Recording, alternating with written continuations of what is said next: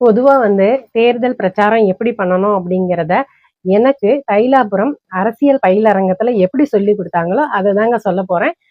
இது அரசியல் பயிலரங்கத்துக்குள்ள போய் தெரிஞ்சவங்க இந்த வீடியோவை ஸ்கிப் பண்ணிடுங்க. தெரியாத புதுசா இப்ப அரசியல் பிரச்சாரத்துக்கு வராங்க பாத்தீங்களா, அவங்களுக்கு மட்டும் இத பாருங்க. இப்ப குறைந்தது ஒரு 3 பேர் போவோம்னு வைங்க. ஒரு ஒரு வீட்டுக்கு ஓட்டு கேட்க 3 பேர் போவோம். ஒருத்தர் கையில ஒரு ரூபாய் நோட்டு, ஒருத்தர் இந்த வாக்காளர் இந்த ஷீட்டு எடுத்துக்கணும், இன்னொருத்தர் நோட்டீஸ் எடுத்துக்கணும்.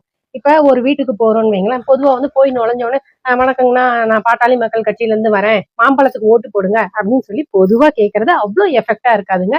இப்ப போய் உள்ள நுழைஞ்சோம்னா, அண்ணா வணக்கங்கண்ணா, நான் பாட்டாளி மக்கள் கட்சியில இருந்து வரேன், உங்க வீட்டுல எவ்வளவு ஓட்டுங்கண்ணா அப்படின்னு சொல்லி நம்ம யாராவது ஒருத்தர் கேட்டோம்னா உடனே அவங்க பேர் சொல்றாங்க. ஆனா இந்த வாக்காளர் இந்த ஷீட்ல பாருங்க, உங்களுடைய ஃபேமிலி பேரெல்லாம் இருக்குதா அப்படின்னு சொல்லி பார்த்துட்டு இருக்குதுங்க அப்படின்னு அதை டிக் பண்ணிக்கணும்.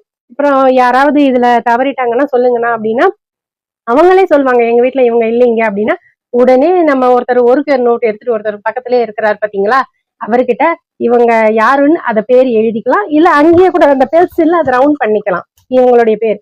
அதே போல அவங்க வீட்டுல புதிய வாக்காளர்கள் 17 வயசு இல்ல 18 வயசு தொடங்குற அந்த பிள்ளைங்க பசங்க யாராவது இருந்தாங்கன்னா சொல்லுங்கண்ணா, இதுக்கு ஓட்டு இதுக்கு எப்படி பதிவு பண்றது அப்படின்னு நாங்க ஏற்பாடு பண்ணி தரோம் அப்படின்னு சொல்லிட்டு அவங்களுடைய பேரு, அதே மாதிரி அந்த பெரியவங்களுடைய போன் நம்பர் அதையும் எழுதிக்கிட்டு அதுக்கப்புறம் தாங்க நம்மளுடைய அன்புமணி ராமதாஸ் அண்ணா செய்த சாதனைகளையும் நம்மளுடைய பாட்டாளி மக்கள் கட்சியினுடைய திட்டங்களையும் அவங்க கிட்ட சொல்லி ஓட்டு கேட்கணும்.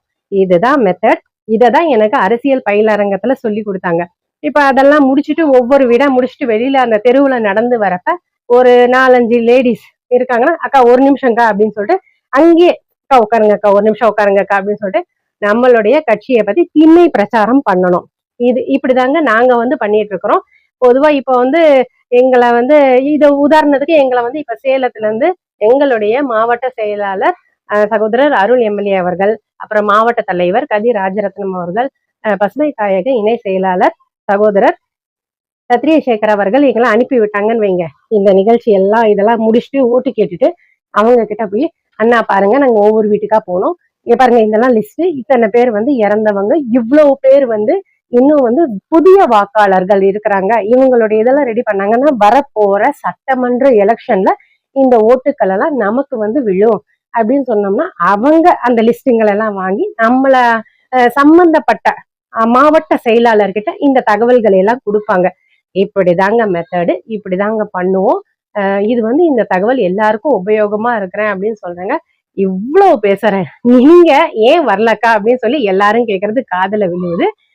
எங்க அம்மாவுக்கு கொஞ்சம் ஹெல்த் இஷ்யூஸா இருக்குது. நான் ஒரே பொண்ணு, கொஞ்சம் அவங்கள பாத்துக்க வேண்டிய சூழ்நிலையா இருக்குது.